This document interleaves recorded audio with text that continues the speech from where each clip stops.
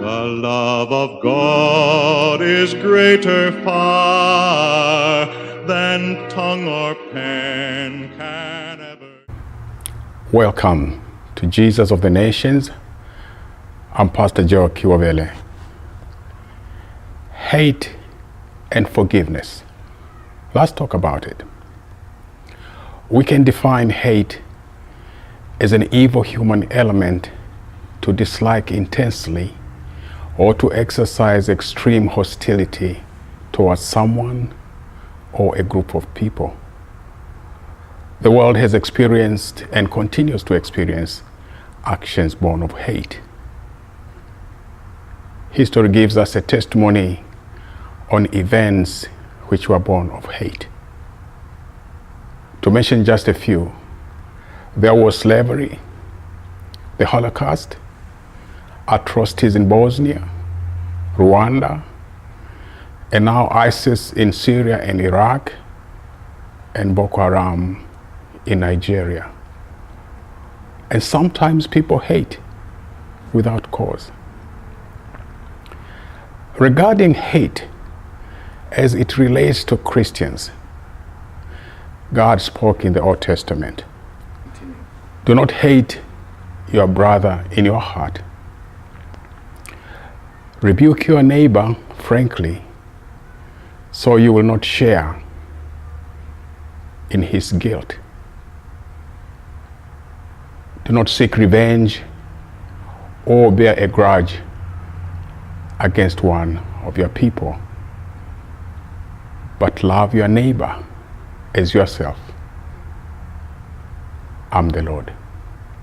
Leviticus 19, 17, and 18. In the New Testament, Jesus said, "But you who hear me, love your enemies, do good to those who hate you, bless those who curse you, and pray for those who mistreat you." Luke 6, 27 and 28. In order not to hate, one must forgive, regardless the causation of the hate. We can define forgiveness as a cautious and deliberate decision to release feelings of resentment or vengeance towards somebody or a group of people who may have harmed you or not harmed you, and regardless whether they actually deserve to be forgiven.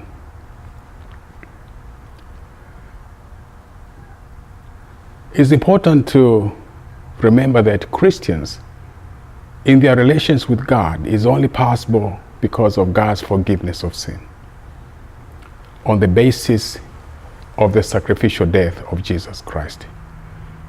Throughout the life of a Christian believer, this relationship is maintained by the believer seeking forgiveness of sin and God's willingness to forgive.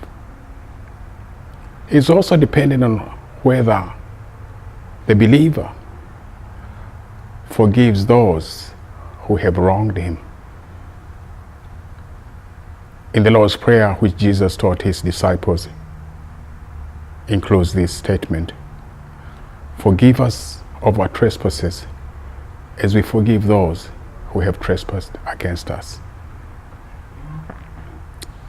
Unfortunately, even among Christians or groups of Christians may justify hate to various degrees. And sometimes they use scriptures to justify hate. The truth remains, as far as scriptures are concerned, and especially Jesus' teaching, there is absolutely no room for hate, especially those who carry his name. This brings me to a testimony of a slave girl, Kiwovele, a testimony which is more than 100 years old. The story of the slave girl Kiwovele starts near the Livingstone Mountains in Malawi, Africa. It all started when, unexpectedly one day, her father was killed by a lion. So the family went through hardships and they went into debt, which they could not pay in time. As a result, Kiwovele and her mother were taken by Arab slave traders in payment of their debt.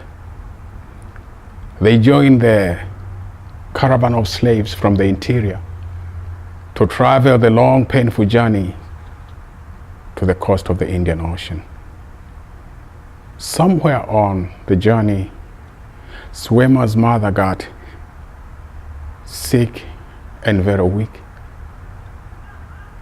And the leader of the caravan pulled out his sword and killed her in front of her daughter Kiwovele. Eventually, the slaves made it to the coast of the Indian Ocean at a small town, Bagamoyo, in what today is called Tanzania. They remained there for a while, and then they were transported by sea to the coastal island of Zanzibar, to the slave market. But when they got there, Kiwovele was so sick and so weak that the slave traders felt that she was not worthy to be put on the market. So they discarded her somewhere in the outskirts of the town. Kiwovele was saved by a young man who came across her. He took her to the Catholic sisters. The sisters took care of Kiwovele until when she got better and was healed. Kiwovele stayed with the sisters, helping them in whichever way she could. She also began to attend religious classes. The Spiritan Fathers taught her about God, Jesus, on how he loved the world and forgave the human race. And Kiwovele asked if she too could become a Christian. She was told indeed she could, but she needed more instructions. One night, Kiwovele had a dream. In that dream, she saw the Arab slave trader who killed her mother lying on the floor and bleeding badly. In that dream, Kiwovele went and killed the man who had killed her mother. The following morning in the religious class, the father taught the Lord's Prayer. When he came to the statement,